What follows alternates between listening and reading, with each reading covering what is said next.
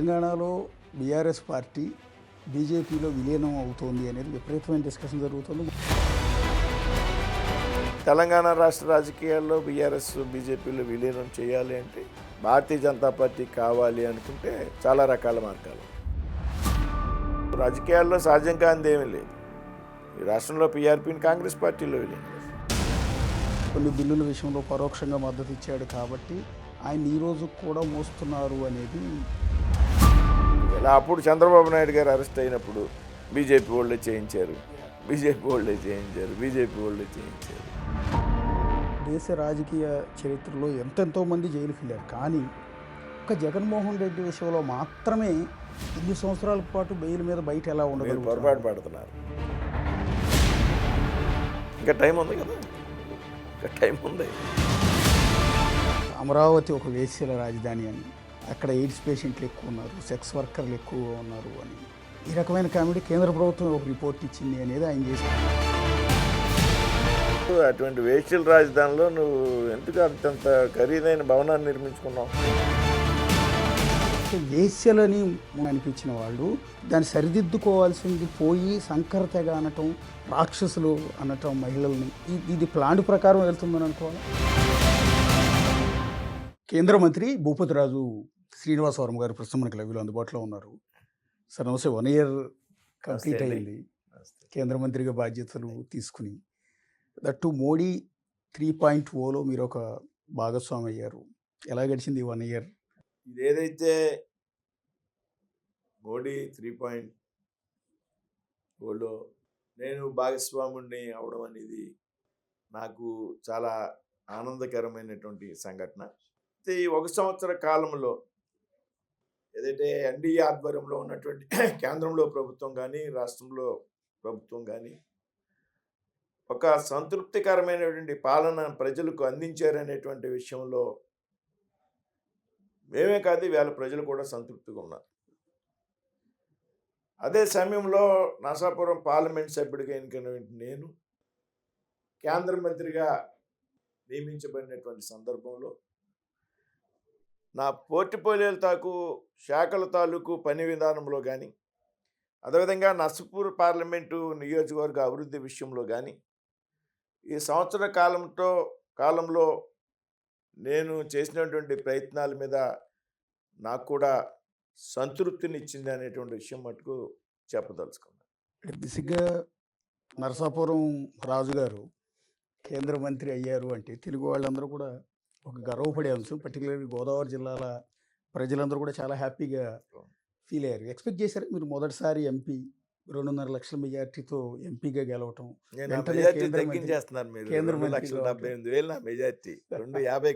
Okay so అన్ని లక్షల మెజార్టీతో గెలవటం, ఇమీడియట్గా కేంద్ర మంత్రి కావటం, ఇవన్నీ ఎక్స్పెక్ట్ చేశారా? రాజకీయాల్లో అనుకోని సంఘటనలు చాలా జరుగుతాయి, కానీ నా లక్ష్యం అది. ఓకే, నేను ఎన్నికల ముందు ఒక 3 నెలల ముందు ఒక టీవీ ఛానల్కి ఇంటర్వ్యూ ఇచ్చా. మీకు పంపుతా, బీసీఎన్ ఛానల్ రాష్ట్రం అంతా కూడా. నాకు ఆ క్లిప్పింగ్ కూడా పంపుతాను, మీరు ప్లే చేయండి నా ఇంటర్వ్యూలో. నాకున్నటువంటి నా మీద నాకున్నటువంటి నమ్మకం, నా పార్టీ మీద నాకున్నటువంటి నమ్మకం. ఓకే, రాబోయేటువంటి ఎన్నికల్లో 24లో జరిగేటువంటి ఎన్నికల్లో నేను ఖచ్చితంగా నా పార్టీ తరఫున శాసనసభకు కానీ లోక్సభకు కానీ రిప్రజెంట్ చేసి తీరుతాను అనేటువంటి విషయం ఎన్నికలకి 2 నెలల ముందు ఇంటర్వ్యూలో చెప్పాను. ఓకే, నేను ఎవరికి పర్సనల్గా చెప్పడం కాదు, ఆ ఇంటర్వ్యూ కూడా మీకు పంపుతా. ఓకే, అప్పటికి సీట్ కన్ఫర్మ్ కాలేదు, ఇంకా పొత్తులే లేవు. ఓకే, పొత్తులే లేవు. అంటే నాకున్న కాన్ఫిడెన్స్, అంటే నేను గతంలో కొన్ని ఛాన్సెస్ మిస్ అయ్యాను. ఓకే, 2014లో నేను అవకాశం మిస్ అయ్యా. ఓకే, నేను అప్పుడు జిల్లా అధ్యక్షుడిగా ఉన్నాను. పొత్తుల్లో తాడేపల్లిగూడెం వచ్చినప్పుడు నా మిత్రుడు మాణిక్యాలరావు గారికి అవకాశం వచ్చింది. నేను 2009లో ఎంపీ కంటెస్ట్ చేశాను. ఓకే, ఇదే పార్లమెంట్ నుంచి బీజేపీ తరఫున. పొత్తులు లేవు. ఓకే, ఒత్తులు ఉన్నా లేకపోయినా పార్టీ ఏది చెప్తే అది పనిచేయడం నా కర్తవ్యం, నా బాధ్యత. ఇది నేను నేర్చుకున్నటువంటి డిసిప్లిన్ బీజేపీలో. సో ఇన్ని సంవత్సరాలుగా పనిచేస్తున్నాం. 30 సంవత్సరాలు బీజేపీలో పనిచేసాం నేరుగా. అంతకితం విద్యార్థి సంఘాల్లో పనిచేసాం. అవకాశం వచ్చినప్పుడు నా పార్టీల మీద నాకు ఉన్నటువంటి ఆలోచన అవగాహన తప్పనిసరిగా మనల్ని ప్రమోట్ చేస్తుంది. కాకపోతే నేను శాసనసభకు అడిగా, నాకు ఏమైనా పొత్తులు ఖరారయ్యాయి. శాసనసభకి నేను అడిగా, దానికి సంబంధించినటువంటి ఒక సంవత్సరం నుంచి నేను పని చేసుకున్నా. నేను పని చేసుకున్నా. కాకపోతే సిట్టింగ్ సీట్లు మార్చడానికి అవకాశం లేనటువంటి సందర్భంలో భీమవరం కూడా గతంలో పవన్ కళ్యాణ్ గారు పనిచేయడం, పోటీ చేయడం, ఇది ఆయన కేటాయించేటువంటి సందర్భం. ఉండిలో సిట్టింగ్ ఎమ్మెల్యేకి ఇవ్వాలి కాబట్టి తెలుగుదేశం పాలసీ డెసిషన్ అది. ఏంటి అన్నప్పుడు నేను ఎమ్మెల్యే అడిగితే పార్టీ నాకు ఎంపీ టికెట్ ఇచ్చింది. అది బీజేపీ గొప్పది. ఎంపీ టికెట్ ఇవ్వడం కాదు, నేను గెలిచిన వెంటనే నన్ను మంత్రి చేసింది నా పార్టీ రాష్ట్ర నాయకత్వం, జాతీయ నాయకత్వం. అంటే మనం కష్టపడి చిత్తశుద్ధితో అంకిత భావంతో పనిచేస్తే భారతీయ జనతా పార్టీ ఏదో రోజు కార్యకర్తను ప్రమోట్ చేస్తుంది అనేటువంటి నమ్మకం నాకు ఉంది. కాబట్టి దాని ఆధారంగా నేను ఎలక్షన్ 2 నెలల ముందు నేను ఏదో ఒక సభలో either assembly or parliament, Lok Sabha, నేను నా వాణిని బాణిని వినిపిస్తానని కరాఖండిగా చెప్పాను. అదొక బీజేపీ నాకు ముందే ఆలోచన, అదొక బీజేపీకి మాత్రమే సాధ్యం కదండి ఈ నాకు పార్టీ ఆలోచన ఉంది. దానికి అనుగుణంగానే 2 నెలల తర్వాత సీన్ కట్ చేస్తే నేను అభ్యర్థిని అయ్యా. పెద్ద మెజార్టీతో నర్సాపూర్ పార్లమెంట్ హిస్టరీలో ఇప్పటి వరకు 1,60,000 మెజార్టీ, 2,78,200 ఓట్లతో నెగ్గా. 4వ తారీఖున నెగ్గా, 6వ తారీఖున ఢిల్లీ వెళ్ళా, 9వ తారీఖున మంత్రి అయ్యా. ఇది కేవలం ఇది ఊహించారంటే నేను మంత్రి అయిపోతాను ఇవన్నీ ఊహించలేదు. కానీ ఈ ఎలక్షన్లో నా రాజకీయ జీవితాన్ని మలుపు తిప్పుతాయి అనేటువంటిది నాకైతే ప్రగాఢమైనటువంటి విశ్వాసం. ఎందుకంటే రాష్ట్రంలో భాజపా సీనియర్ నాయకుల్ని ప్రోత్సహించాలి, ఈ రాష్ట్రంలో ఈ 10 మందిని ఎమ్మెల్యేలు చేయాలి, 12 మందిని ఎమ్మెల్యేలు చేయాలి అనుకున్నప్పుడు ఆ జాబితాలో నేను ఉంటా. పైగా నేను గతంలో కొన్ని ఛాన్సులు మిస్ అయినా నేను ఎప్పుడు కూడా నా కమిట్మెంట్ విషయంలో, నా పని విధానంలో మార్పు లేదు. అదే చిత్తశుద్ధితో పనిచేశాను. అదేవిధంగా పార్టీ గుర్తించింది. ఇది నా పార్టీ యొక్క గొప్పతనం. సరిగ్గా సంవత్సరం క్రితం మిమ్మల్ని కేంద్ర మంత్రిగా అనౌన్స్ చేయగానే చాలా భావోద్వేగానికి గురయ్యారు కదా, సోమవీర్రాజు గారిని హగ్ చేసుకుని ఆ రోజు. ఎందుకంటే అంత ఎమోషన్ అయ్యారు? అంటే భావోద్వేగం అంటే మేము పడ్డ కష్టం ఏదైతే ఉందో 35 సంవత్సరాల నుంచి, క్రితం 99లో 2014లో కూడా మా ప్రాంతంలో బీజేపీ పార్లమెంట్ సభ్యులుగా గెలిచారు. 99లో మంత్రిగా చేశారు కృష్ణరాజు, 14లో ఎంపీగా గెలిచాం. ఒక బాధ అంటే కార్యకర్తలతో కలిసి మమేకమై వారు కలిసి పనిచేసినటువంటి సందర్భం లేదు. ఎందుకంటే వాళ్ళు అంతక్రితం పార్టీలో పనిచేయలే. ఏదో ఒక రాజకీయ సమీకరణాల్లో, ఆర్థికపరమైనటువంటి కారణాలతో కొన్ని సందర్భాల్లో అభ్యర్థులు వస్తుంటారు. నేను చాలా ఇబ్బంది పడ్డా. నేను జిల్లా అధ్యక్షుడిగా ఉన్నా 10 నుంచి 19 వరకు, 99 నుంచి 2003 వరకు పార్లమెంట్ కన్వీనర్గా ఉన్నా. ఎప్పుడు భారతీయ జనతా పార్టీలో కార్యకర్తలకి, అసలైన కార్యకర్తలకి అవకాశం వస్తుంది, కష్టపడేటువంటి కార్యకర్త ఎప్పుడు గుర్తింపు వస్తుంది ఆ భారతీయ జనతా పార్టీ అని ఒక ఆశ, ఆలోచన ఉండేది, బాధ ఉండేది. ఈ విషయాన్ని పార్టీ నాయకత్వానికి, రాష్ట్ర నాయకత్వానికి, జాతీయ నాయకత్వానికి చాలాసార్లు చెప్పాను.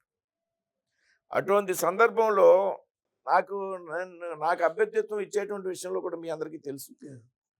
చాలామంది 100 కోట్లు ఖర్చు పెడతామని చాలామంది అభ్యర్థులు, పార్టీ 3-4 అభ్యర్థులు పార్టీ చుట్టూరు తిరగడం,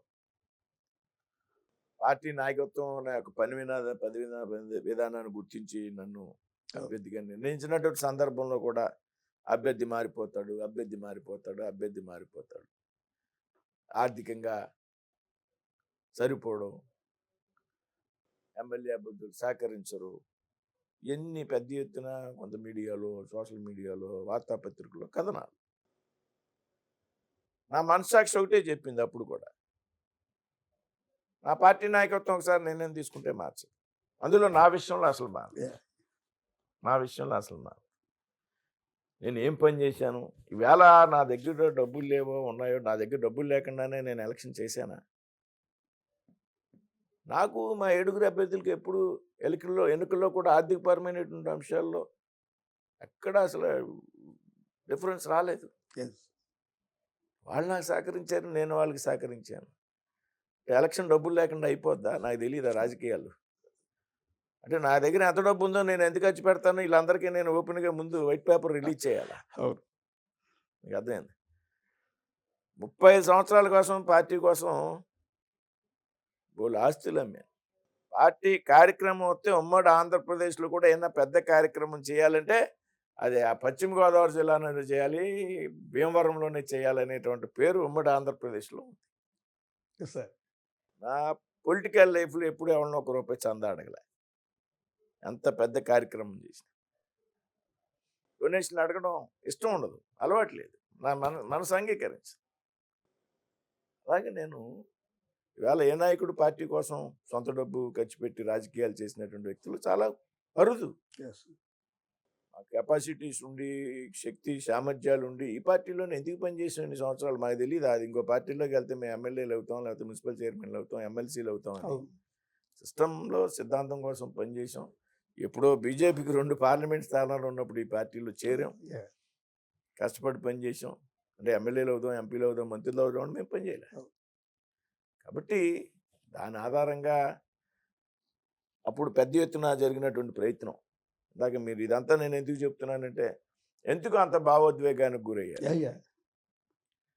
నన్ను క్యాండిడేట్గా అనౌన్స్ చేసిన వెంటనే ఒక భావోద్వేగం. భారతీయ జనతా పార్టీ అద్భుతమైనటువంటి సరైనటువంటి నిర్ణయం తీసుకుంది. నాకే కాదు, ఈ రాష్ట్రంలోనే కాదు, తెలంగాణలో ఉన్నటువంటి మేఘాలకు తెలంగాణలో ఉన్నటువంటి కార్యకర్తలందరికీ నేను తెలుసు. ఉమ్మడి రాష్ట్రంలో కలిసి పనిచేసాం 14 వరకు. ఇప్పుడు మా జనరేషనే అక్కడ పనిచేస్తున్నారు ఆ రాష్ట్రంలో కూడా. తెలంగాణలో కూడా సంబరాలు చేసుకున్నారు. ఆంధ్రప్రదేశ్లో ప్రతి జిల్లాలో సంబరాలు చేసుకున్నారు శ్రీనివాస్ వర్మ క్యాండిడేట్ అయితే. ఈ 2 రాష్ట్రాలే కాదు, పక్కనున్న తమిళనాడు నాకు అన్నామలై గారు తగిలి బ్రదర్ మా రాష్ట్రంలో కూడా సెలబ్రేట్ చేసుకున్నాం, కార్యకర్తకి అవకాశం ఇచ్చారు అని అన్నామలై గారు చెప్పారు.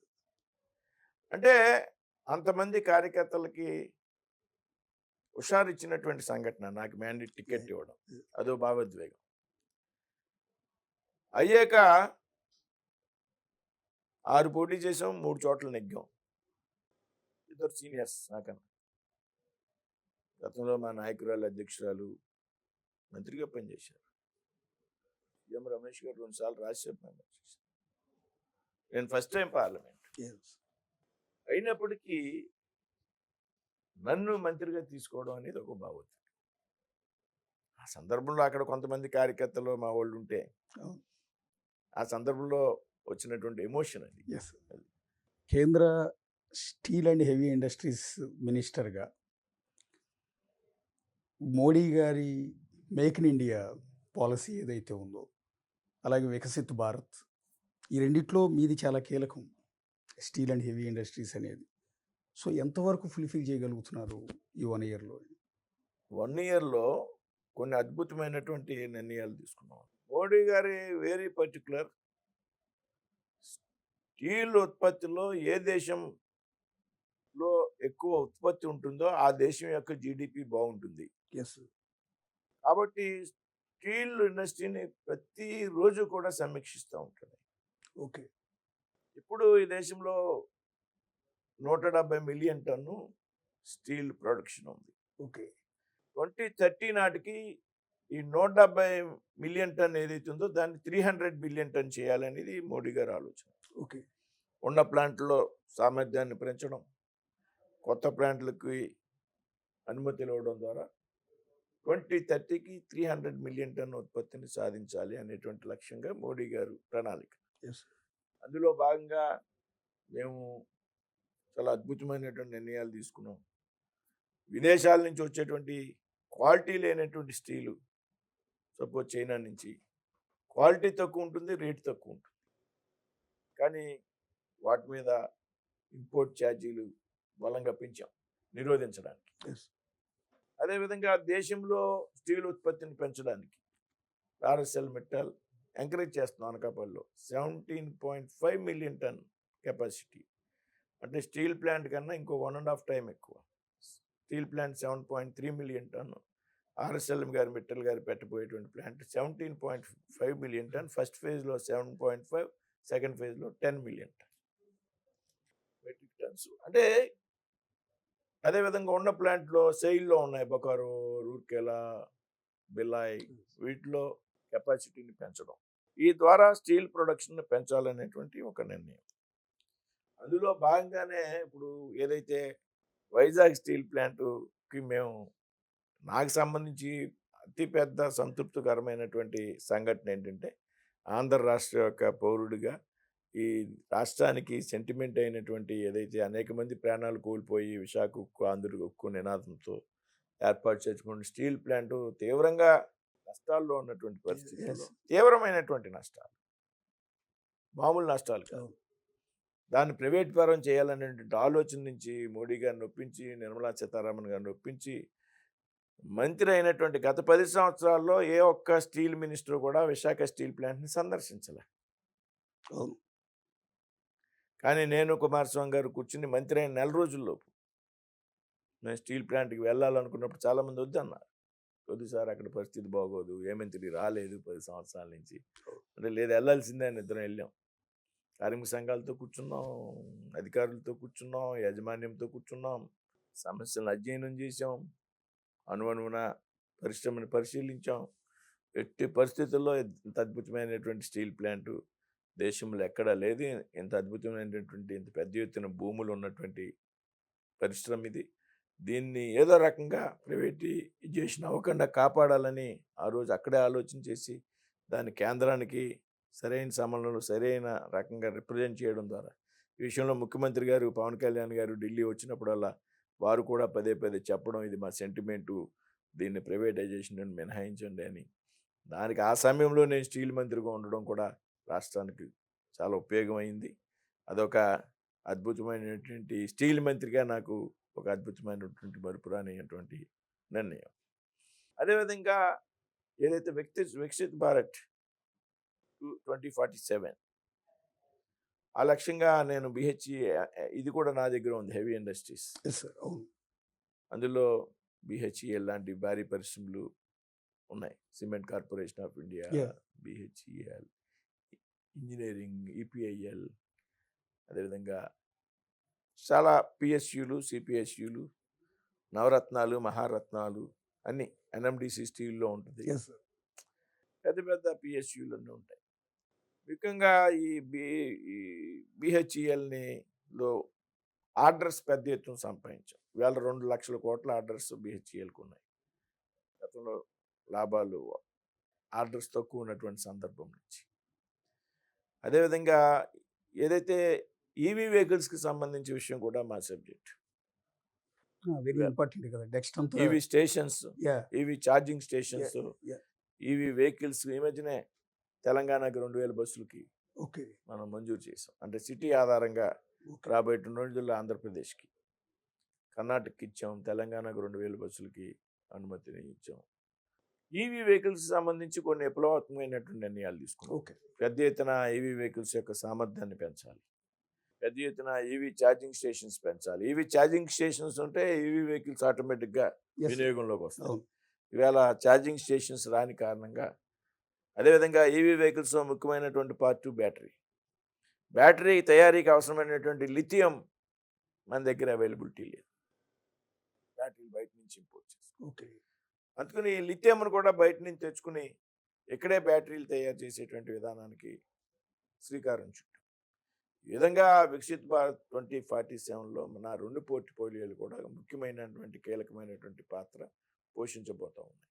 అంటే స్టీల్ ప్లాంట్ బేసిక్గా అవుతుంది ప్రైవేటీకరణ అని ఎవ్వరూ అనుకోలేదు. నిజంగా అది మీరు చెప్పినట్టు, మీరు కేంద్ర మంత్రి కాకుండా, దట్టు స్టీల్ మినిస్టర్ మీరు కాకుండా ఉండుంటే బహుశా ఈ పాటికి అయిపోయింది. ఎందుకంటే నిర్మలా సీతారామన్ గారు స్వయంగా పార్లమెంట్లో స్టేట్మెంట్ ఇచ్చారు, ఇది తీవ్రమైన నష్టాల్లో ఉన్న ఈ ప్లాంట్ని ప్రైవేటైజ్ చేస్తున్న నోటిఫికేషన్ కూడా ఇచ్చారు. చాలా మంది టెండర్లు కూడా వేశారు. నేను ఒక రోజు నిర్మలా సీతారామన్ గారితో కూర్చుంటే రాత్రి 1 గంట కూర్చుంటే, ఆవిడ బ్లాక్లో, నార్త్ బ్లాక్లో కూర్చుంటే, వర్మ గారు ఆవిడకి ఇంట్రెస్ట్ మన ప్రాంతం అంటే, వర్మ గారు దీన్ని ఎలాగ మనం ప్యాకేజ్ ఇవ్వగలం, రోజుకి 16-17 కోట్లు నష్టం వస్తుంది పర్ డే. ఎయిర్ ఇండియాని ప్రైవేటైజేషన్ చేసాం, ఎయిర్ ఇండియా కన్నా ఎక్కువ లాస్ వస్తుంది. దీన్ని ఏ రకంగా మనం ముందుకు తీసుకెళ్ళగలం అనేటువంటి పాపం ఆవిడ మాట్లాడినటువంటి బాధ అక్కడికి ప్రైమ్ మినిస్టర్ గారు అంగీకరించడం, ముఖ్యమంత్రి గారు పదే పదే కోరడం, కుమారస్వామి గారు కూడా చాలా ఇంట్రెస్ట్ ఈ ప్రాంతం, ఆయన క్యాబినెట్ మంత్రి, ఆయన పదే పదే బ్రదర్ నువ్వు ఎందుకు నువ్వు కాన్ఫిడెంట్గా ఉండు, దీన్ని ఏదో రకంగా మనం ప్యాకేజీ తీసుకురావాలి మన ఇద్దరం కలిపి. అదేవిధంగా ఈ రాష్ట్రానికి సంబంధించినటువంటి మంత్రిగా నేను పోషించినటువంటి పాత్ర ఇది చాలా నాకు తృప్తికరమైనటువంటి సంఘటన. భవిష్యత్తులో కూడా మీరు ఇది కొన్ని తరాల పాటు అవునవును. విశాఖ తరాలు. స్టీల్ ప్లాంట్ ఆగింది అంటే ప్రైవేటైజ్ Yes, yes. కాకుండా అది కేవలం శ్రీనివాసవరం గారి కృషి ఫలితం అనేది కుమారస్వామి భవిష్యత్ గారు, తరాలు. ముఖ్యమంత్రి గారు, యా యా పవన్ కళ్యాణ్ గారు అందరూ సమిష్టిగా కలిసి పనిచేశారు. Yes yes. నెక్స్ట్ 1 ఇయర్ కేంద్ర పాలన గురించి డిస్కస్ చేసాం మనం. రాష్ట్రంలో కూడా మీ ప్రభుత్వమే ఉంది, అంటే ఎన్డీఏ ప్రభుత్వమే yes. రాష్ట్రంలో మా ప్రభుత్వమే. నడుస్తుంది.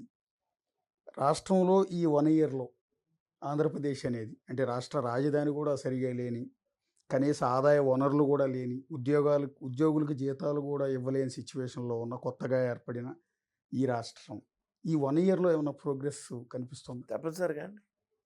ఈవేళ 1వ తారీఖు జీతాలు వస్తున్నాయి, చాలామంది పెన్షన్లు 1వ తారీఖు వస్తున్నాయి. అసలే కష్టాల్లో ఉన్నటువంటి ఆంధ్ర రాష్ట్రానికి 2014 రాష్ట్ర విభజన కారణంగా ఉన్నటువంటి కష్టాలు ఏవైతున్నాయో దానికి 19 నుంచి 24 వరకు అధికారంలో ఉన్నటువంటి ప్రభుత్వం పూర్తిగా అన్ని వ్యవస్థలని సర్వనాశనం చేసేసి, కేంద్రం నుంచి వచ్చేటువంటి నిధులు కూడా ఏ అయితే పథకాల కోసం ఏ అయితే స్కీమ్స్ కోసం వస్తాయో వాటికి ఖర్చు పెట్టలే. నిధులు మళ్లింపు, ఓవర్ డ్రాఫ్ట్లు, బ్యాంకుల నుంచి లోన్లు, లక్షల కోట్ల అప్పులు, స్కీముల పేరిట దోపిడీ. ఏమైనా డబ్బులు కొట్టేయాలంటే ఒక కొత్త స్కీమ్ పెట్టాలి, స్కీమ్ పెట్టడం, దోపిడీ చేయడం. ఈ రకమైనటువంటి పరిస్థితుల్లో ఈవేళ కేంద్రం సహకారం కారణంగానే ఇవాళ ఆంధ్రప్రదేశ్లో అభివృద్ధి సాధ్యమవుతుంది. బాధ్యత 2 చోట్ల ఒకే ప్రభుత్వాలు ఉన్నాయి.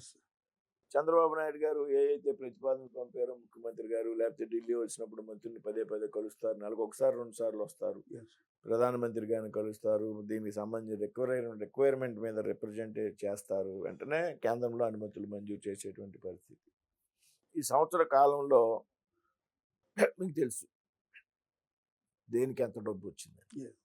ఇలా ఆగిపోయినటువంటి గత ప్రభుత్వ హయాంలో ఆగిపోయినటువంటి సంక్షేమ పథకాలు అవుతున్నాయి, అన్నీ మళ్ళీ ఒక గాడిని పెట్టి జల్ జీవన్ మిషన్ అద్భుతమైనటువంటి ప్రాజెక్ట్. రాష్ట్రంలో ఉన్నటువంటి ప్రతి గ్రామానికి 1,00,00,000 కోటి రూపాయలు, 1,50,00,000, 2 కోట్లు, ప్రతి ఇంటికి పరిశుద్ధమైనటువంటి త్రాగునీరు ఇంటింటికి ఉచితంగా కుళాయి ఇవ్వడం ద్వారా చేర్చాలి. అది పథకం యొక్క ఉద్దేశం. కానీ ఆ పథకం నిమిత్తం వచ్చినటువంటి నిధులు కూడా దుర్వినియోగం చేసి, యాక్చువల్గా 2025 స్కీము టైం అయిపోయింది. ఇప్పుడు ఈ ప్రభుత్వాల అధికారంలోకి వచ్చాక ఆంధ్రప్రదేశ్లో జల్ జీవన్ తాలూకు మిషన్ తాలూకు డబ్బులు వినియోగించబడలేదు కాబట్టి, నిధులు మళ్లింపు జరిగింది కాబట్టి 2028 వరకు దాన్ని ఎక్స్టెండ్ చేసి 3 సంవత్సరాల పాటు జల్ జీవన్ పనులు ప్రారంభమయ్యాయి. వీళ్ళ అన్ని చోట్ల మైక్రో ఫిల్టర్స్ ఏర్పాటు చేస్తున్నారు. గతంలో రోజుకి ఒక 5,000 లీటర్లో ప్యూరిఫై అయ్యేటువంటి అవకాశం ఉన్న చోట ఈవేళ 25,000, 30,000 లీటర్లు ప్యూరిఫై అవుతున్నాయి మైక్రో ఫిల్టర్స్ ద్వారా. ఏదైతే 1,400 కోట్ల ధవళేశ్వరం నుంచి వచ్చేటువంటి వాటర్ గ్రిడ్ ఏదైతే ఉందో అది కూడా జల్ జీవన్ మిషన్లో పార్ట్. ఈ విధంగా ఈ సంవత్సర కాలంలో అనేక పథకాలు గాడిన పడ్డాయి. అనేక రకాలుగా గ్రాంట్స్ కేంద్ర ప్రభుత్వం, గతంలో ఏ కేంద్ర ప్రభుత్వం ఏ రాష్ట్రానికి కూడా ఇంత పెద్ద సహకరించాలి, ఆంధ్రప్రదేశ్కి కాదు ఏ రాష్ట్రానికి కూడా. 1 ఇయర్లో ఆంధ్రప్రదేశ్కి చేసింది ఆంధ్రప్రదేశ్ చరిత్రలో గతంలో కేంద్రంలో కాంగ్రెస్ ఉన్నప్పుడు, రాష్ట్రంలో కాంగ్రెస్ ఉన్నప్పుడు కూడా సాధ్యం కాలేదనేటువంటి విషయం మీకు ఫిగర్స్ చూస్తే అర్థం. కాబట్టి ఆంధ్రప్రదేశ్ అభివృద్ధికి కేంద్రం కట్టుబడి ఉంది, కేంద్రం చిత్తశుద్ధితో ఉంది ఆంధ్రప్రదేశ్ అభివృద్ధికి. అదే విషయం ముఖ్యమంత్రి గారు కూడా చెప్తున్నారు పదే పదే. ఈవేళ కేంద్రం సహకారం కారణంగా ఆంధ్రప్రదేశ్లో అభివృద్ధి సాధ్యమవుతుంది అనేటువంటి విషయం. కాబట్టి రాబోయేటువంటి రోజుల్లో రాష్ట్రంలో కేంద్రంలో 2 ప్రభుత్వాలు ఒకే కూటమికి చెందినటువంటి ప్రభుత్వాలు. కాబట్టి త్వరితగతిన ఆంధ్రప్రదేశ్ అభివృద్ధి చెందుతుంది అనేటువంటి విషయంలో ఏమాత్రం కూడా అనుమానం లేదు. దీనికి ఉదాహరణ గత సంవత్సర కాలంలో ఈ రాష్ట్రానికి చేసినటువంటి కేటాయింపులు.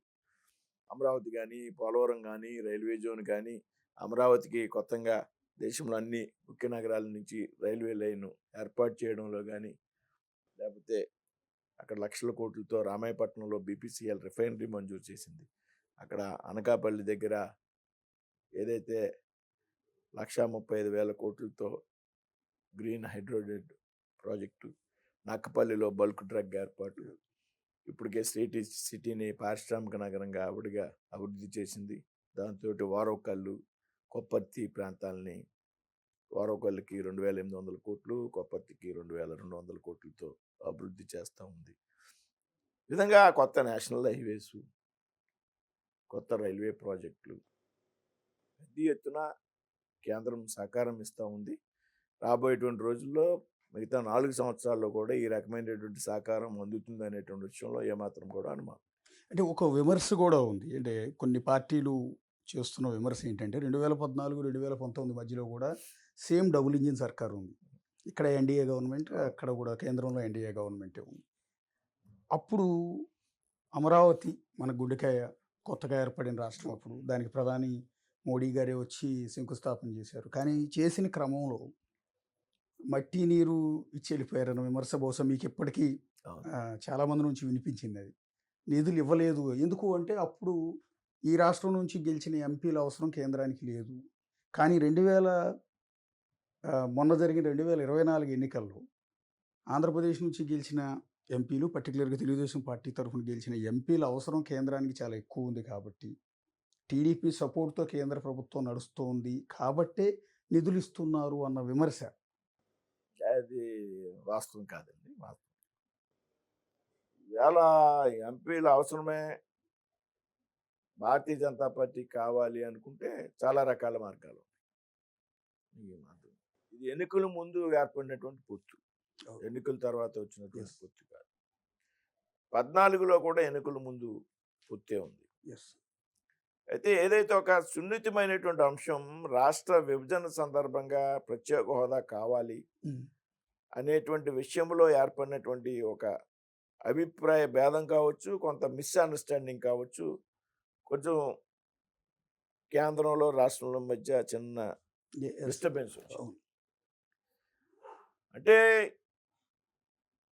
స్పెషల్ స్టేటస్ ఇస్తే మనకన్నా వెనుకబడినటువంటి ప్రాంతాలు, ముఖ్యంగా బీహార్ రాష్ట్రం నుంచి, ఇతర రాష్ట్రాల నుంచి పెద్ద ఎత్తున దేశంలో డిమాండ్స్ వచ్చాయి. సో అప్పుడు ఉన్నటువంటి ఫైనాన్స్ కమిషన్ రికమెండ్ చేసింది, ఒక రాష్ట్రానికి ఇచ్చినట్లయితే దేశంలో అనేక రాష్ట్రాల్లో ప్రాంతాల వారీగా ఉద్యమాలు వచ్చేటువంటి అవకాశం ఉంది. కాబట్టి ఏదైతే స్పెషల్ స్టేటస్ ద్వారా వచ్చేటువంటి బెనిఫిట్స్ ఉన్నాయో వాటిని స్పెషల్ ప్యాకేజ్ ద్వారా ఇవ్వండి అని ఒక డైరెక్షన్ వచ్చినప్పుడు కేంద్ర ప్రభుత్వం చాలా క్లియర్గా చెప్పింది, స్పెషల్ స్టేటస్కి ఏ అయితే బెనిఫిట్స్ వస్తాయో అన్నీ కూడా ప్యాకేజ్ ద్వారా ఇస్తామని చెప్పడం జరిగింది. దానికోసం ఒక స్పెషల్ వెహికల్ని కూడా ఏర్పాటు చేస్తాం, స్పెషల్ పర్పస్ వెహికల్ని కూడా ఏర్పాటు చేస్తామని చెప్పడం, చాలా వరకు ప్యాకేజీలో స్టేటస్లో రావాల్సినటువంటి అంశాలు అందులో పెట్టడం.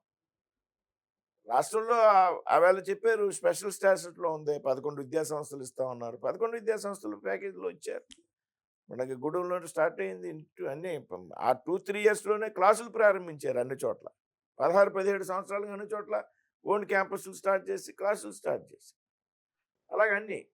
అయితే స్టేటస్సే కావాలి అనేటువంటి ఒక సందర్భంలో కొంత అభిప్రాయ భేదాలు వచ్చినప్పుడు రాష్ట్రంలో ఉన్నటువంటి తెలుగుదేశానికి, కేంద్రంలో ఉన్నటువంటి మా నాయకత్వానికి కొంత గ్యాప్ రావడం జరిగింది. ఏదైతే స్టేటస్ను ఒక సెంటిమెంట్గా భావించి రాష్ట్రంలో ఆ సందర్భంగా అప్పుడు కూడా 2,500 కోట్లు రాజధాని అభివృద్ధికి ఇచ్చారు. 2,500 కోట్లు 2015 సంవత్సరంలోనే, 14వ సంవత్సరంలోనే, 15 కూడా కాదు, 2,500 కోట్లు అమరావతి రాజధాని నిర్మాణానికి కేటాయించారు. అదేవిధంగా ఇస్తామనుకున్నటువంటి విద్యాసంస్థలు ఇచ్చారు, అనేక ప్రాజెక్టులు ఇచ్చారు, పోలవరం ప్రాజెక్టుకు డబ్బు ఇచ్చారు. కాపోతే దాని కారణంగా రెండేట్ల మధ్య అంతేగాని మాకు బలం ఎక్కువ ఉంది కాబట్టి ఆవేళ తెలుగుదేశం పార్టీ అవసరం మాకు లేదు కాబట్టి పట్టించుకోకపోవడం. చాలా చిన్న చిన్న రాష్ట్రాల్లో చిన్న చిన్న ఉత్తరప్రదేశ్‌లో అప్నా దళ్ అప్పుడు ఇద్దరు ఎంపీలు. అవును. ఈవేళ ఒక ఎంపీ. ఏ రోజు బీజేపీ దూరం చేసుకోలేదు అనేక రాష్ట్రాల్లో. Yes. అధికారంలోకి వచ్చితే కూడా ఎన్డీఏ ప్రభుత్వంగానే పాలన సాగించారు గానీ బీజేపీ ప్రభుత్వంగా పాలన సాగించారు. దాని ఆధారంగా రాష్ట్ర ప్రజల్లో పెద్ద ఎత్తున సెంటిమెంట్ ఉంది కాబట్టి తెలుగుదేశం నాయకత్వం దానికి పట్టుపట్టడం. మనోళ్ళకి ఉన్నటువంటి కేంద్రంలో ఉన్నటువంటి ఇబ్బందులు ఉన్నాయి కాబట్టి వీడిని కన్విన్స్ చేసేటువంటి ప్రయత్నంలో వచ్చినటువంటి అభిప్రాయాల భేదాల కారణం. అంతేగాని ఇప్పుడు కూడా సహకరిస్తారా లేదంటే ఇప్పుడు ఒక సంవత్సరంలో ఇచ్చినటువంటి సహకారం చూసాం మనంతా Yes. ప్రత్యక్షంగా. అంటే బేసిక్‌గా రాష్ట్ర అభివృద్ధి అనేది టోటల్‌గా ఎన్‌డీఏ గవర్నమెంట్ కేంద్రం ఇచ్చే సహకారం మీద ఆధారపడి ఉందండి. ఇక్కడ రాష్ట్రం దగ్గర డబ్బులు లేవు. మీకు తెలిసిందే. రాజధాని లేదు. సో, మళ్ళీ రాజధాని పనులు స్టార్ట్ చేయాల్సొచ్చింది. ఎందుకంటే గత 5 ఏళ్ళు పూర్తిగా ఆపేశారు కాబట్టి. సో, అమరావతిని కంప్లీట్ చేయాలన్నా, అసలు పనులు మొదలుపెట్టాలన్నా కేంద్రం నుంచి నిధులు రావాలి. తర్వాత మన చిరకాల కల పోలవరం ప్రాజెక్టు. అది ఎప్పటికప్పుడు ఏదో ఒక రకంగా అది ఇబ్బందుల్లో ఉండిపోతుంది. ఈ రోజుకి కూడా కంప్లీట్ కాని పరిస్థితి ఉంటుంది. ఇప్పుడు అవుతుందండి. దానికి నిధులు కేంద్రం నుంచే రావాల్సిందే. 12,000 కోట్లు ఇచ్చారు. ఇట్లా చెప్పుకుంటూ పోతే కేంద్ర సహకారం ఉంటేనే ఇప్పుడు ఆంధ్రప్రదేశ్ అనే రాష్ట్రం ముందుకెళ్ళగలుగుతుంది. ఏ విధమైన సహకారం ఇక భవిష్యత్తులో ఉండబోతోంది అనేది ఈ 4 ఏళ్ళు. ఇప్పుడు ఈ సంవత్సరం పాటు ఇచ్చినటువంటి సహకారం మీరు చూశారు. 12,000 కోట్లు పోలవరానికి ఇచ్చారు. గత 5 సంవత్సరాల్లో అక్కడ పనులు నత్తనడక. అవును. చేసినటువంటి క్వాలిటీ లేనటువంటి పనులు. ఇవాళ మళ్ళీ మనం తిరిగి నిర్మించాల్సినటువంటి పరిస్థితి. Diaphragm wall. యెస్. ఇప్పుడు 12,000 కోట్లు ఇచ్చారు. ఎట్టి పరిస్థితుల్లో 2027 నాటికి పోలవరం ప్రాజెక్టు పూర్తి చేయాలని కేంద్ర రాష్ట్ర ప్రభుత్వాల యొక్క కృతనిశ్చయం. ఇందులో వేరే ఆలోచన లేదు. ఈ సంవత్సరం కాలం పాటు ఎంత పెద్ద సహకారం అందించారో రాబోయేటువంటి రోజుల్లో కూడా అదే స్థాయిలో రాష్ట్రానికి కేంద్రం సహకారం ఇస్తుందా అనేటువంటి విషయంలో ఏమాత్రం కూడా అనుమానం లేదు. ఖచ్చితంగా ఆంధ్రప్రదేశ్ రాబోయేటువంటి రోజుల్లో ఒక అద్భుతమైనటువంటి రాజధాని పోలవరం ప్రాజెక్టు పూర్తి చేసుకుని 2029 ఎన్నికలకు వెళ్తాం అనేటువంటి విషయంలో ఏమాత్రం కూడా అనుమానం. అంటే కొత్తగా మళ్ళీ చంద్రబాబు నాయుడు గారు బనకచెర్ల ప్రాజెక్టుని తెర మీదకి తీసుకొస్తున్నారు. దీనికి కేంద్రం సహకారం ఉంటుందా? ఇస్తుంది డెఫినెట్గా. అంటే ఇంకా బనకచర్లకు సంబంధించి ప్రతిపాదనలు కేంద్రానికి చేరలేదు. తెలంగాణ నుంచి అభ్యంతరాలు వస్తున్నాయి. ఓకే. మనం వాడుకునేటువంటి నీరు ఏదైతే వృధాగా సముద్రంలో కలిసిపోయేటువంటి 3,000 టీఎంసీలు వృధాగా సముద్రంలో కలిసిపోతుంటే అనకచర్ల ప్రాజెక్ట్ అనేది కేవలం వృధాగా సముద్రంలో కలిసిపోతున్నటువంటి 200 టీఎంసీల నీరుని వాడుకోవడానికి ఉద్దేశించినటువంటి ప్రాజెక్టు. ఇప్పుడు దీనివల్ల తెలంగాణ నీటి అవసరాలకు ఏమీ భంగం కలగదు. కాబట్టి ఒక మంచి ప్రపోజల్ కేంద్రానికి వెళ్ళాలి. కేంద్రం జల సంఘం ఏదైతే ఉందో వారు నిర్ణయం చేయాలి. మంచి ప్రపోజల్ రాబోయేటువంటి రోజుల్లో బనకచర్లలో కూడా కేంద్రం సహకరిస్తుంది. ఎందుకంటే ఏ రాష్ట్రానికి నష్టం లేదు. వృధాగా సముద్రంలో కలిసిపోతున్నటువంటి దిగువ రాష్ట్రమైనటువంటి మనం ఉపయోగించుకోవాలనేటువంటి ఆలోచనకి ఎవరు కూడా అభ్యంతరం చెప్పాల్సినటువంటి పని లేదు. దీనికి ఏమి పెద్ద రాజకీయపరమైనటువంటి కారణాలతో కూడా దీన్ని అభ్యంతరపరచాల్సిన అవసరం లేదు. పోలవరం పూర్తవుతుంది. రాబోయేటువంటి రోజుల్లో బనకచర్ల మీద కూడా ఒక సానుకూలమైనటువంటి నిర్ణయం తీసుకుంటారు. ఇక ఒకటి సార్, మన రాజధాని అమరావతి ఎప్పటి నుంచో అది చూస్తూనే ఉన్నారు. రాష్ట్రం ఏర్పడిన తర్వాత ఇన్నేళ్ళు గడిచినా కూడా ఇంకా ఒక విధంగా చెప్పాలంటే అతీగతి లేని పరిస్థితి అక్కడ కనిపిస్తుంది. సో, గత 5 ఏళ్ళు పూర్తిగా మూలబడిపోవటం కావచ్చు ఈ కారణాల వల్ల. సో, ఆయన గత సీఎం 3 రాజధానుల ప్రతిపాదన తీసుకొచ్చారు. తీసుకొచ్చినప్పుడు అప్పుడు కూడా మళ్ళీ ఎన్డీఏ గవర్నమెంటే కేంద్రంలో ఉంది. సో, కేంద్రం 3 రాజధానుల ప్రతిపాదనని కొంతైనా వ్యతిరేకించుంటే అమరావతిలో పనులు యథావిధిగా సాగి ఉండేవి కదా. ఎందుకంటే కేంద్రం ఆల్రెడీ అమరావతి నిర్మాణానికి నిధులు ఇస్తూనే ఉంది. ఆ నిధులన్నింటిని కూడా వేరే యాక్టివిటీస్ కోసం, ఉచిత పథకాల కోసం డైవర్ట్ చేసి 3 రాజధానుల ప్రతిపాదన తీసుకొచ్చారు. ఆ టైంలో కేంద్రం గనక కొద్దిగా ప్రెషర్ పెట్టుంటే అమరావతి ఇలా ఉండేది కాదు అంటే అనేది. ఇక్కడ టెక్నికల్గా ఒక అంశము రాజధాని ఏది అనేది ఎక్కడ ఉండాలి అనేది నిర్ణయం తీసుకోవాల్సింది రాష్ట్ర ప్రభుత్వానికి సంబంధించినటువంటి సబ్జెక్ట్. రాజధాని పలానా ప్రాంతంలో ఉండాలని కేంద్రం చెప్పినటువంటి సందర్భం ఇప్పుడు కాదు, ఎప్పుడు లేదు. అది సబ్జెక్ట్ కేంద్రానికి కాదు. ఆ సందర్భంలో ఒక తప్పుడు నిర్ణయం రాష్ట్ర ప్రభుత్వం తీసుకోదు. తీసుకున్నప్పుడు 2020లోనే భారతీయ జనతా పార్టీ అమరావతి రాజధాని అని అమిత్ షా గారు స్వయంగా ప్రకటించారు. అమరావతి రాజధానిగా ఉండాలని మేము అక్కడ ఉన్నటువంటి రైతులతో కూడా భారతీయ జనతా పార్టీ కలిపి ఉద్యమాల్లో కీలకమైనటువంటి పాత్ర పోషించింది. మాకెప్పుడు ఏం అనుమానం లేదు అమరావతి రాజధాని అనేటువంటి విషయంలో. ఇప్పుడు కూటమి ప్రభుత్వం అధికారంలోకి వచ్చింది. 2 పార్టీలు ఒకే కూటమికి చెందినటువంటి ఒకే అభిప్రాయంతో పనిచేస్తున్నాయి. ఈవేళ కేంద్రంతో రాష్ట్రం విభేదించేటువంటి పరిస్థితి లేదు. రాష్ట్రంతో కేంద్రం విభేదించేటువంటి పరిస్థితి లేదు. దీనికి కారణం ఏంటంటే ఆ లోక్సభ సభ్యుల సంఖ్య కాదు. యాహ్! సంఖ్య కానే యెస్ కాదు. Yes sir. అవును.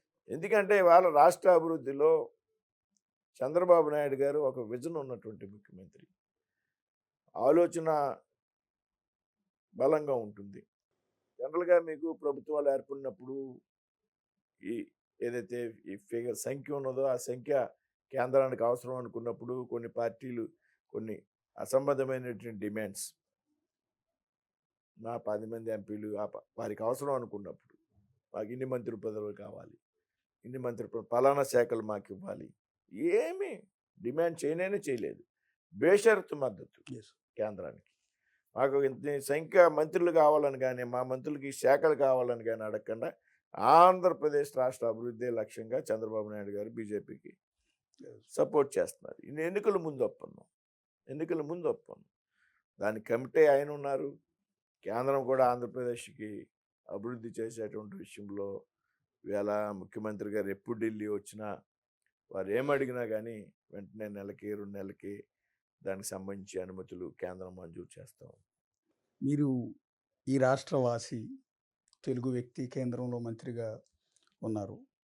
అమరావతి గురించి మీకు కూడా రాజధాని ఇది. అమరావతి గురించి నిన్న వైఎస్ఆర్ కాంగ్రెస్ పార్టీ అసోసియేటెడ్ ఛానల్లో ఒక జర్నలిస్ట్ చేసిన కామెంట్స్ రాష్ట్రం మొత్తం ఆందోళన జరుగుతుంది ఇవాళ. అమరావతి ఒక వేశ్యల రాజధాని అని, అక్కడ ఎయిడ్స్ పేషెంట్లు ఎక్కువ ఉన్నారు, సెక్స్ వర్కర్లు ఎక్కువగా ఉన్నారు అని ఈ రకమైన కామెంట్ కేంద్ర ప్రభుత్వం ఒక రిపోర్ట్ ఇచ్చింది అనేది ఆయన చేసిన ఆరోపణ. దాని మీద ఆ ఛానల్ జర్నలిస్ట్ యాంకర్ కూడా ఇవాళ అరెస్ట్ చేసింది రాష్ట్ర ప్రభుత్వం. ఒక తెలుగు వ్యక్తిగా మీరు ఎట్లా చూస్తారు దాన్ని? కేంద్ర ప్రభుత్వం వచ్చినటువంటి రిపోర్ట్లో లేదు, ఉంటే దాన్ని బహిర్గతం చేయమంది. నా అమరావతి లాంటి ఒక పుణ్యక్షేత్రం, పవిత్ర శాఖం, దేవతలు అల్లి అనేటువంటి నేల, పంచారామల్లో ఒక పుణ్యక్షేత్రం, దాన్ని వేళ ఒక ప్రెస్టీజియస్ రాజధానిగా ముందుకు తీసుకెళ్లేటువంటి సందర్భంలో ఒక జర్నలిస్ట్ అయ్యుండి అది ఒక వేశ్యల ప్రాంతం అనేటువంటి ఏదైతే మాట్లాడాడో అది అతి హేయమైనటువంటి మాటలు.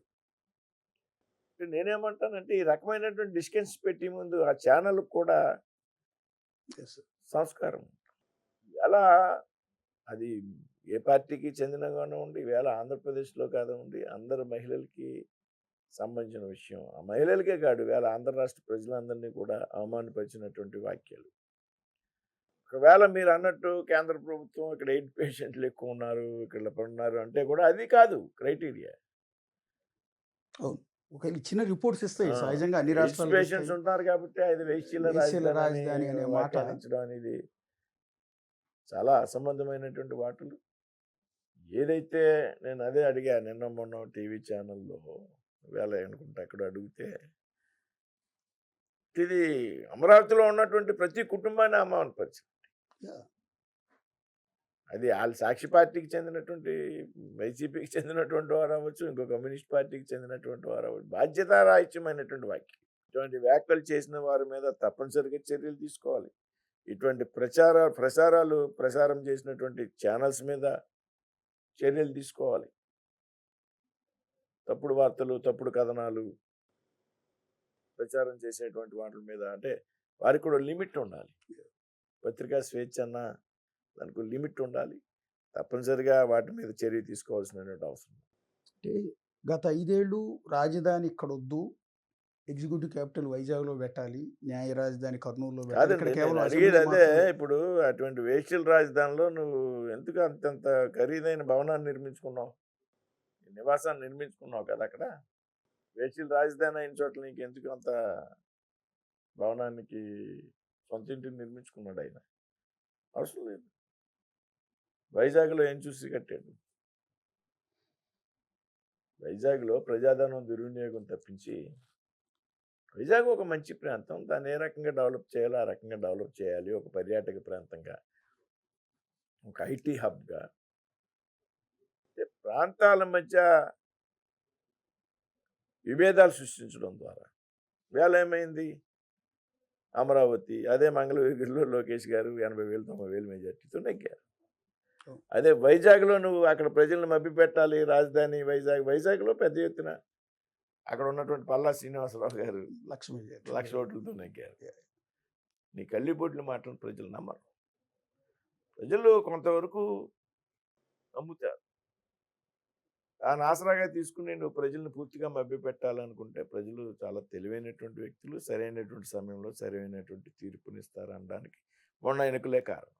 అంటే గత 5 ఏళ్ళు రాజధాని లేకుండా రాజధాని ఇక్కడ నుంచి తరలించే ప్రయత్నం చేయటం, సరే ఆ తర్వాత రాజధాని కోసం భూములు ఇచ్చిన రైతులంతా కూడా, పర్టికులర్గా మహిళా రైతులు 5 ఏళ్ల పాటు ప్రపంచ చరిత్రలో, దేశ చరిత్రలో ఇన్నేళ్ల పాటు ఒక ఉద్యమం రోడ్డు మీద కూర్చుని ఉద్యమం చేసిన సందర్భాలు లేవు. అలాంటి మహిళలను జుట్టు పట్టుకుని ఈడ్చుకొట్టారు, అవమానించారు, దుర్భాషలు ఆడారు, వెంకన్న దర్శనానికి వెళ్తుంటే దారిలో దాడి చేశారు. సో ఇన్ని బాధలు పెట్టిన వాళ్ళే ఇప్పుడు మరొకసారి వేశ్యల రాజధాని అనటం ద్వారా వాళ్ళందరి మనసుల్ని గాయపరిచే విధంగా చేయటం వెనక ఏమైనా కుట్ర ఉందనుకుంటున్నారా, లేకపోతే యాదృచ్ఛికంగా? మానసికంగా అమరావతి రాజధాని అవడం వాళ్ళకి ఇష్టం లేదు.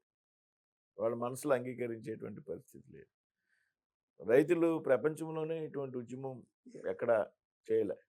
మేము కూడా చేసాం. మేము వాళ్ళు ర్యాలీగా వస్తే మేము భీమవరంలో కూడా పెద్ద ఎత్తున వాళ్ళ పాదయాత్రలో మేము పార్టిసిపేట్ చేసాం. రైతులు ఒక అద్భుతమైనటువంటి ఉద్యమం అది. అందుకే అక్కసు వెలగట్టడం అంటే అమరావతిని రాజధానిగా ఏమాత్రం అంగీకరించలేనటువంటి ఆలోచనతో మాట్లాడినటువంటి వ్యాఖ్యలు. నేను అనేది అమరావతిలో మహిళలకు సంబంధించినటువంటి విషయమే కాదు, అది అందరూ మహిళలకి, ఆంధ్ర రాష్ట్రంలో అందరు మహిళలకి సంబంధించినటువంటి విషయం.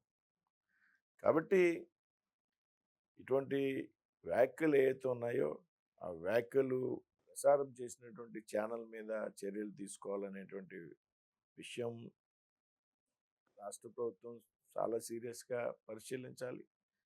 దానికి సంబంధించినటువంటి ఆలోచన కూడా కఠినంగా ఉండాలి. నిర్ణయమైనటువంటి విషయంలో ఏమాత్రం కూడా అనుమానం.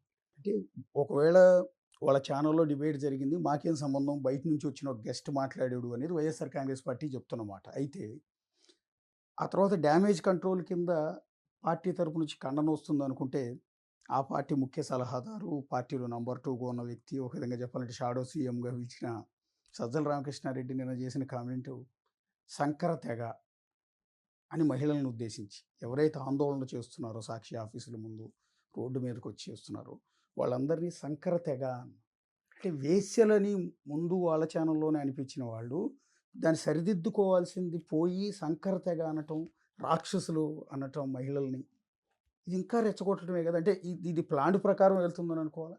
అంటే ఈ రాష్ట్రంలో వైసీపీ ఆవిర్భావం నుంచి కూడా రాజకీయాల్లో విలువలు దిగజారు. భాషకి వారు వాడేటువంటి భాషకి అడ్డు అదుపు లేదు. మాట్లాడేటువంటి బూతుల్ని తప్పని ఎప్పుడు నాయకత్వం చెప్పలే. ఒక వంశీ కానీ, లేకపోతే కొడాలి నాని గారు, లేకపోతే అనిల్ కుమార్ యాదవ్, శ్రీధర్ అప్పలరాజు, లేకపోతే ఇంకో 2-3 ఉన్నారు. వీళ్ళెవ్వరూ మాట్లాడేటువంటి భాష పచ్చి బూతులు వినియోగిస్తూ ఉంటే ముఖ్యమంత్రి గారి కుటుంబం గురించి మాట్లాడుతుంటే నాయకుడు ఎప్పుడు మీరు తప్పు అని చెప్పినటువంటి సందర్భం లేదు.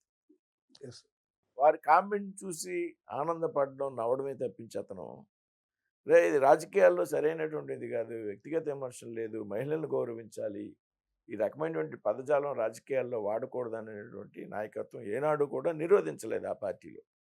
కాబట్టి అది అలవాటుగా మారిపోయింది. నాకు టైంలో ఎలా తయారైంది రాష్ట్రంలో, ఎవడు ఎక్కువ బూతులు తిడితే ఆడు నాయకుడు అయ్యే పరిస్థితి వచ్చింది. ఎవడు ఎక్కువ బూతులు మాట్లాడితే, ఎవడు అసభ్యమైనటువంటి పదజాలం వాడితే వాడు పెద్ద నాయకుడు అయ్యేటువంటి దురదృష్టం. మీడియాలో కూడా వాళ్ళకి ప్రయారిటీ. అన్ని ఛానల్స్‌లో వాడు మాట్లాడింది పడే పడే చూపెట్టడం. పేపర్‌లో ప్రముఖంగా మంత్రులు అయిపోయిన వాళ్ళు కూడా ఉన్నారు. ప్రచురించడం ప్రముఖంలో. ఈ రకంగా ప్రజల్లోకెళ్ళాలి, మీడియాకెళ్ళాలంటే కూడా మనం బూతులు మాట్లాడాలి అనేటువంటి ఆలోచన రాజకీయాల్లో పెరిగిపోయింది. ఇవాళ అందుకే ఎంత జరిగినా కూడా మళ్ళీ సజ్జలు అదే మాట్లాడుతున్నారు. సజ్జలు కూడా భవిష్యత్తు ఆయన చేసినటువంటి గతంలో చేసినటువంటి తప్పులు ఏవైతే ఉన్నాయో ఇప్పుడు ఆయన గాని, ఆయన కుమారుడు గాని అన్నీ బయటకు వస్తాయి. ఎవరికీ కూడా ఆంధ్రప్రదేశ్‌లో మహిళలను కించపరిచేటువంటి మాటలు మాట్లాడితే అది ఎవ్వరికీ కూడా మినహాయింపు ఉండదు అనేది చాలా స్పష్టంగా చెప్తుంది. అంటే ఇప్పుడు రాష్ట్రంలో మీరు ఇందాక చెప్పిన కొన్ని పేర్లు ఉన్నాయి. గతంలో ఇష్టం వచ్చినట్టు బూతులు తిట్టడం గానీ, అధికార దుర్వినియోగం చేయటం గానీ, దాడులు చేయించడం గానీ, ఇలాంటి వాళ్ళందరినీ వల్లభనేని వంశీతో సహా ఒకళ్ళ తర్వాత ఒకళ్ళు అరెస్టులు చేస్తూ వస్తున్నారు. అయితే జగన్మోహన్ రెడ్డి రీసెంట్‌గా చేసిన కామెంట్ ఏంటంటే, అన్యాయంగా మమ్మల్ని వేధిస్తూ ఉన్నారు. ఒక తప్పుడు విధానాన్ని మీరు ఫాలో అవుతున్నారు. రేపు ఇంతకింత జగన్ 2.0లో మేము అధికారంలోకి వస్తాము. వచ్చినప్పుడు ఇంతకింత మూల్యం చెల్లిస్తారు. ఇదే దాడుల కల్చర్‌ని మేము కూడా కంటిన్యూ చేస్తాం అన్నట్టుగా ఆయన మాట్లాడుతూ ఉన్నాడు. అంటే మీరు వైసీపీకి 2.0 ఉంటుందని నేను అనుకోను. మీకు అర్థమైందా? అది 1.1తో క్లోజ్ అది. మీకు అర్థమైందండి. అసలు ఈ సంస్కృతి స్టార్ట్ చేసింది ఎవరంట? గతంలో రాజకీయపరమైనటువంటి విభేదాలు చాలా పెద్ద ఎత్తున ఉంటాయి. రాష్ట్రంలో ఈ రకమైనటువంటి సాంప్రదాయాన్ని స్టార్ట్ చేసింది వైసీపీ పార్టీ.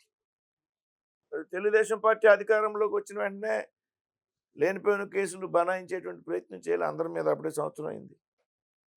ఇదైతే చట్ట ప్రకారం తెలుగుదేశం ఆఫీస్ మీద దాడి చేసినటువంటి కేసులో లేకపోతే మరో కేసులో చట్ట ప్రకారం చర్యలు తీసుకుంటున్నారు కానీ ఎవరిని తిట్టి కొట్టి నిందించినటువంటి సంఘటనలు ఏ రకంగా అచ్చెన్నాయుడు గారిని అరెస్ట్ చేశారు అనారోగ్యంతో ఉన్నప్పుడు, ఏ రకంగా డాక్టర్ సుధాకర్ చచ్చిపోయాడు, ఏ రకంగా విజయవాడలో పట్టాభి గారి ఇంటి మీద దాడులు చేశారు, ఏ రకంగా ముఖ్యమంత్రి గారి కుటుంబాన్ని అవమానపరిచారు. ఏనాడన్నా నాయకుడు కంట్రోల్ చేసేటువంటి ప్రయత్నం చేశాడా? ఈవేళ జగన్ గారు ఇన్ని మాటలు మాట్లాడుతున్నాడు, మేము కూడా కంటిన్యూ చేస్తాం, మేము కూడా కంటిన్యూ చేస్తే తప్పనిసరిగా ఈవేళ ప్రభుత్వం కూడా ఎవరైనా తప్పులు చేస్తే రాబోయేటువంటి రోజుల్లో బాధ్యులే. ఆ రకమైనటువంటి తప్పుడు పనులు చేసి తప్పుడు వ్యాఖ్యానాలు చేస్తే అది నేనైనా మీరైనా ఇంకో పార్టీ వారైనా సరే భవిష్యత్తులో బాధ్యత వహించాల్సిందే.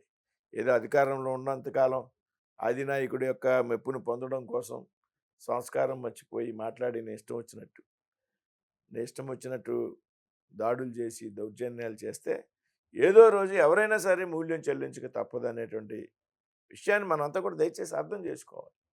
ఆయన ఎప్పుడో 2.0లో నేను అధికారంలోకి వస్తాను, అప్పుడు ఇదే రకమైనటువంటి దాడులు కొనసాగుతాయి, మేము కంటిన్యూ చేస్తాం. మా జిల్లాలో కారుమూరి నాగేశ్వరరావు గారు కూడా మాట్లాడాడు, కాళ్ళు తీసేస్తాం, తలకాయలు నరికేస్తాం. నేను దాని మీద మాట్లాడాను, మీరు ఫాలో అయ్యారు. ఈ కాళ్ళు తీసేయడం, తలకాయలు తీసేయడం ఏది రాజకీయాల్లో పెద్ద గొప్ప కాదు. ఇవన్నీ ఒకప్పుడు నడిచినాయి. రాయలసీమలో ఫ్యాక్షనిజం, పల్నాడులో ఫ్యాక్షనిజం, ఇవన్నీ కూడా అందరూ ఫ్యాక్షనిజం నుంచి బయటకు వచ్చి దానిలో ఉన్న ఇబ్బందులు అందరికీ అర్థమైంది. అంతేగాని తలకాయలు కాళ్ళు తీసేస్తే చూడడానికి ప్రజలు, రాజకీయ పార్టీ నాయకులు కూడా చూస్తూ ఊరుకునేటువంటి పరిస్థితి లేదు. కాబట్టి ఈవేళ ఏంటంటే మన జగన్ గారు నీతులు చెప్పడం అనేది అత్యంత హాస్యాస్పదం. ఇది దెయ్యాలు వేదాలు వెల్లించినట్టుగా ఉంటుంది ఈవేళ ఆయన ఇట్ల గురించి మాట్లాడితే.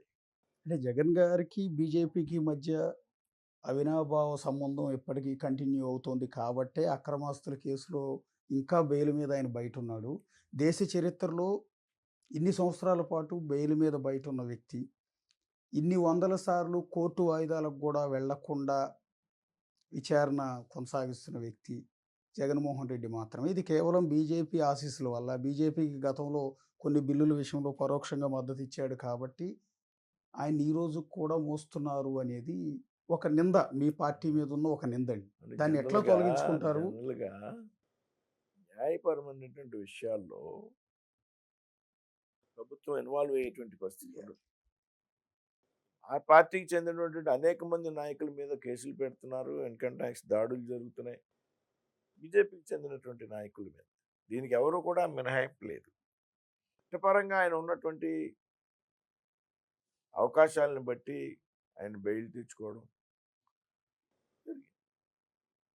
వేళ మేము అధికారంలో లేం కదా, వేళ మాకు జగన్ గారికి అసలు ఏ రకమైనటువంటి సంబంధాలు కూడా లేవు. మాకు జగన్ గారికి సంబంధాలు ఉన్నాయనేది ఇది వాస్తవం కదా. జనరల్గా ప్రజలు ఒక రకమైనటువంటి ఆలోచన, బీజేపీ కాపాడుతోంది, బీజేపీ అప్పుడు చంద్రబాబు నాయుడు గారు అరెస్ట్ అయినప్పుడు బీజేపీ వాళ్ళే చేయించారు, బీజేపీ వాళ్ళే చేయించారు, బీజేపీ వాళ్ళే చేయించారు. ఇవన్నీ ఏంటంటే ఏదో ఒక డైవర్షన్ పాలిటిక్స్. కాబట్టి జగన్ గారికి చట్టం తన పని అది చేసుకుపోతుంది. ఇందులో ఎవరు ఇన్వాల్వ్ అయినా కానీ అది ఆగేటువంటి పరిస్థితి లేదు. ఆయన కూడా ఏదో రోజు టైం దగ్గరికి వస్తుంది, ఇది అనుమానం లేదు. చట్టంతా ఆయన చేసినటువంటి ఏవైతే ఉన్నాయో దానికి రాబోయే రోజుల్లో ఆయన మూల్యం చెల్లించాల్సి ఉంటుంది. జైలుకి వెళ్ళే అవకాశం ఉందని, జైలుకి వెళ్తాడో బయలు తెచ్చుకుంటాడో, బట్ జరిగినటువంటి ఏదో కిడ్ ప్రోకో ఇష్యూస్ ఉన్నాయో, నీకు అది నాకు ఇది అనేటువంటి విషయాల్లో దర్యాప్తు సంస్థలు, అది సిబిఐ కానీ ఈడీ కానీ చట్టం ప్రకారం వెళ్తాయి. ఇదేమి పర్మనెంట్గా కేసులు మాఫీ అయిపోయినటువంటి పరిస్థితి కాదు. కాబట్టి రాబోయేటువంటి రోజుల్లో చట్టం తన పని అది చేసుకుపోతుంది.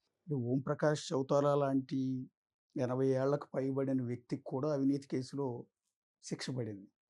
జయలలిత లాస్ట్ పీరియడ్లో ఎన్నిసార్లు జైలుకి వెళ్ళి వచ్చారో, ముఖ్యమంత్రిగా ఉన్నప్పుడు కూడా అవినీతి కేసులోనే. లల్లూ ప్రసాద్ యాదవ్ ఏ ఏజ్లో ఆయన జైలుకి వెళ్లాల్సి వచ్చింది, శిక్ష పడింది. ఇట్లా చెప్పుకుంటూ పోతే చరిత్రలో, దేశ రాజకీయ చరిత్రలో ఎంతెంతో మంది జైలుకి వెళ్ళారు. కానీ ఒక జగన్మోహన్ రెడ్డి విషయంలో మాత్రమే ఇన్ని సంవత్సరాల పాటు బెయిల్ మీద బయట ఎలా ఉండగలుగుతారు? పొరపాటు పడుతున్నారు. ఓంప్రకాష్ చౌతాలా కూడా కేసులు పడ్డాక 10 సంవత్సరాల తర్వాత జైలుకి వెళ్ళాడు. ఓకే. లల్లూ ప్రసాద్ గారు యాదవ్ గారు కూడా 10 సంవత్సరాల తర్వాత జైలుకి వెళ్ళారు. మీరు చెప్పినటువంటి జయలలిత కూడా 10 సంవత్సరాల తర్వాత, కేసులు బుక్ అయ్యాక 10 సంవత్సరాల తర్వాత జైలుకి వెళ్ళింది. ఇంకా టైం ఉంది కదా. ఓకే, ఇంకా టైం ఉంది. అది 10 సంవత్సరాలు అవ్వచ్చు, 9 ఏళ్ళు అవ్వచ్చు, 11 ఏళ్ళు అవ్వచ్చు. చాలా భారతదేశంలో ఉన్నటువంటి చట్టాల ప్రకారం ఒక కోర్టులో పోతే ఇంకో కోర్టు, స్పెషల్ కోర్టు, లేకపోతే సుప్రీంకోర్టు, ఇవన్నీ చట్టం ఇచ్చినటువంటి అవకాశాలు.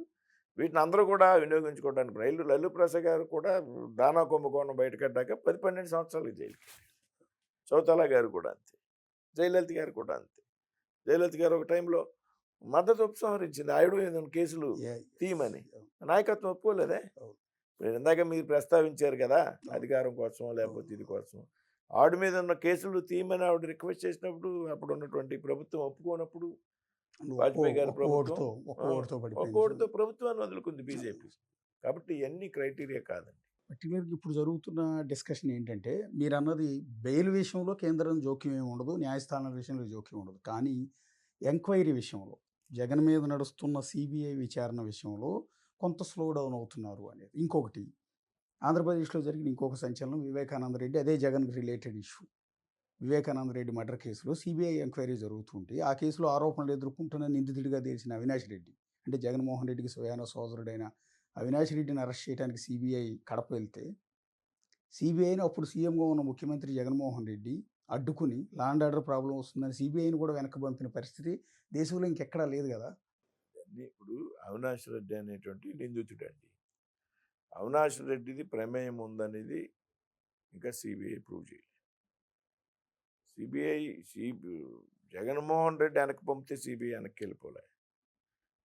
సిబిఐ కోర్టు కూడా మినహాయింపు ఇచ్చింది ఆ వేళ అరెస్ట్కి.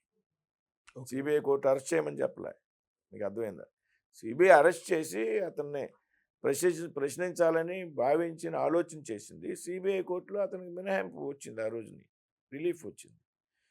తప్పనిసరిగా ఆయన బాధ్యుడు అనుకోండి. అంటే అది వివేకానంద రెడ్డి మర్డర్ కేసు అనేది జగన్ లాంటి ఫ్యాక్షనిస్టు మర్డర్ చేస్తే ఎలా ఉంటుందని దానికి ఉదాహరణ. వాళ్ళు ప్రభుత్వం ఉన్నటువంటి 5 సంవత్సరాల్లో కూడా దాన్ని రకరకాల స్టోరీలు, రకరకాల కథనాలు, వివేకానంద రెడ్డి గారు అమ్మాయి దాని మీద కష్టపడినటువంటి విధానం, ఏదేమైనా ఏదో రోజు నిజంగా అవినాష్ రెడ్డి గారి యొక్క పాత్ర ఉంటే ఆయన తప్పించుకోలేడు. అవినాష్ రెడ్డి గారు ప్రస్తుతం నిందితుడు, ముద్దాయి ప్రూవ్ అయిన రోజున దాన్ని మనం ఎవరైనా సరే బాధ్యత వహించాలి. అంటే సిబిఐ కేంద్ర పరిధిలోనే ఉంది కదా. సునీత రెడ్డి అదే వివేకానంద రెడ్డి కుమార్తె కేంద్రం దగ్గరికి వచ్చి కేంద్ర పెద్దలు అమిత్ షా గారితో సహా ఎంతో మంది చుట్టూ తిరిగి సిబిఐ డైరెక్టర్ చుట్టూ అదే తిరిగారు. మీకు అర్థం కావడంలే. కానీ న్యాయం జరగట్లేదని ఈ రోజు సిబిఐ కూడా డైరెక్టర్ చుట్టూ తిరిగినా, ఈడీ డైరెక్టర్ చుట్టూ తిరిగినా, అమిత్ షా గారి చుట్టూ తిరిగినా ఇన్వాల్వ్ అవరు అంటున్నాను నేను. Yes. ఇన్వాల్వ్ అవరండి. ఇదే అమిత్ షా గారి మీద కేసులు పెట్టినట్టు సందర్భాలు ఉన్నాయి. ఇప్పుడు నేను అనేది చంద్రబాబు నాయుడు గారి లోపలికి వెళ్ళినా, లేకపోతే జగన్ గారి లోపలికి వెళ్ళినా, ఇంకొకరు లోపలికి వెళ్ళినా, లేదా అమిత్ షా గారు ఫోన్ చేస్తే వదిలేస్తారు, లేకపోతే ఏదో ప్రధానమంత్రి గారు చెప్తే వదిలేస్తారు. ఇవన్నీ తప్పుడు ఆలోచనలు అంటారు. ఏముండదండి, ఎవడైనా నేను వెళ్ళిపోయినా, నేను మంత్రిని అయినా ఎంపీ అయినా ఏమి ఉండదు. చట్టంలో కొన్ని లిమిట్స్ పరిధిలో ఉంటాయి. దాని ప్రకారం ఎవడైనా సరే శిక్షించబడ్డానికి అర్హుడే. అంతేగాని ఊరికే కేసులు పెట్టలేరు, ఊరికే కేసులు తీయలేరు. అయితే లేదా 5 రోజులు 10 రోజులు జైలుకి పంపగలరు. మీకు అర్థమైందండి. సునకానందం. చివరిగా ఒక ప్రశ్న సార్. బేసిక్గా out of the box, actually మన రాష్ట్రానికి సంబంధించింది కాదు. బట్ మీరు కేంద్ర మంత్రి కాబట్టి మీకు పార్టీలో ఇప్పుడు కీ రోల్ కాబట్టి, తెలంగాణలో బీఆర్ఎస్ పార్టీ బీజేపీలో విలీనం అవుతోంది అనేది విపరీతమైన డిస్కషన్ జరుగుతుంది. మొన్న వాళ్ళ కూతురు స్వయంగా కేసీఆర్ కుమార్తె తండ్రికి రాసిన లెటర్లో కూడా ఈ ప్రపోజల్ పెట్టారు అని. ఇలా జరిగే అవకాశం ఉందా భవిష్యత్తులో? అంటే ఇప్పుడు తెలంగాణ రాష్ట్రంలో ప్రస్తుతం ఉన్నటువంటి పరిస్థితుల్లో బీఆర్ఎస్ ప్రాముఖ్యత తగ్గిపోయింది. ఇవాళ అక్కడ 2 బలమైనటువంటి శక్తులుగా భారతీయ జనతా పార్టీ, కాంగ్రెస్ ఉన్నాయి. కాంగ్రెస్ కూడా ఈ సంవత్సరంలో దాదాపు రేపు నవంబర్కి 2 సంవత్సరాలు అవుతుంది. అనుకున్నటువంటి రీతిలో అక్కడ పరిపాలన లేదు అనేటువంటి విషయం వాస్తవం. పెద్ద ఎత్తున ఈవేళ అక్కడ బీజేపీకి ప్రజాదరణ ఉంది. రాబోయేటువంటి రోజుల్లో భారతీయ జనతా పార్టీ తెలంగాణ రాష్ట్రంలో అధికారంలోకి వస్తుంది అనేటువంటి విషయంలో చాలా క్లారిటీ ఉంది. పెద్ద ఎత్తున బీఆర్ఎస్కి సంబంధించినటువంటి కార్యకర్తలు, నాయకులు భారతీయ జనతా పార్టీలో చేరుతున్నారు. ఇప్పటికే మా దగ్గర చేరినటువంటి కొండా విశ్వేశ్వరరెడ్డి లాంటి ప్రముఖులు మా దగ్గర పార్లమెంట్ సభ్యులుగా ఉన్నారు. ఈ నేపథ్యంలో మేమేమీ ప్రత్యేకంగా చేసేటువంటి ప్రయత్నం అయితే ఏమీ లేదు. బీఆర్ఎస్ వేళ కవిత గారు మాట్లాడుతున్నారు. రాబోయేటువంటి రోజుల్లో అది తెలంగాణ రాష్ట్ర రాజకీయాల్లో బీఆర్ఎస్ బీజేపీలో విలీనం చేయాలి అంటే అయ్యేటువంటి పరిస్థితి. దాని మీద మనం స్పష్టంగా మనం ఏదో ప్రయత్నం చేస్తున్నాం, అది చేస్తారు. ఈవేళ బీఆర్ఎస్ మనుగడ ప్రశ్నార్థకంగా. ఇటువంటి సమయంలో రకరకాలటువంటి ఆలోచనలు రాజకీయాల్లో సహజం కానిది ఏమీ లేదు. రాష్ట్రంలో పీఆర్పీని కాంగ్రెస్ పార్టీలో వెళ్ళింది. 18% ఓటికి వచ్చినటువంటి పార్టీ. కాబట్టి రాజకీయాల్లో మనుగడ కోసం రాజకీయ పార్టీలు తీసుకునేటువంటి నిర్ణయాలు మనం ముందుగా ఊహించి అనడం అనేది కరెక్ట్ కాదు. అంటే వాళ్ళ అమ్మాయి అలిగేషన్ చేసింది కాబట్టి, అదే వాళ్ళ అమ్మాయి కాబట్టి వాళ్ళ అమ్మాయికి రకరకాల డిఫరెన్స్లు ఉన్నాయి. ఆ అమ్మాయికి బీజేపీ మీద కోపం ఉంది ప్రత్యేకంగా. మీకు అర్థమైందా? ఆ లిక్కర్ కేసులో అది విషయం. ఆవిడ కూడా బీజేపీ వాళ్ళు పంపారని అనుకుంటుంది. చేసిన పని ఆవిడ ఒప్పుకోడండి. ఆవిడ ఇన్వాల్వ్మెంట్ ఉంది, క్లియర్గా ఇన్వాల్వ్మెంట్ ఉంది. Thank you sir. Right sir. Thank you. చాలా వాల్యుబుల్ టైం ఇచ్చారు. చాలా అంశాలు మాట్లాడారు. అది కేంద్ర మంత్రి భూపతిరాజు శ్రీనివాస్ వర్మతో బిగ్ ఇంటర్వ్యూ చూస్తూనే ఉండండి బిగ్ టీవీ.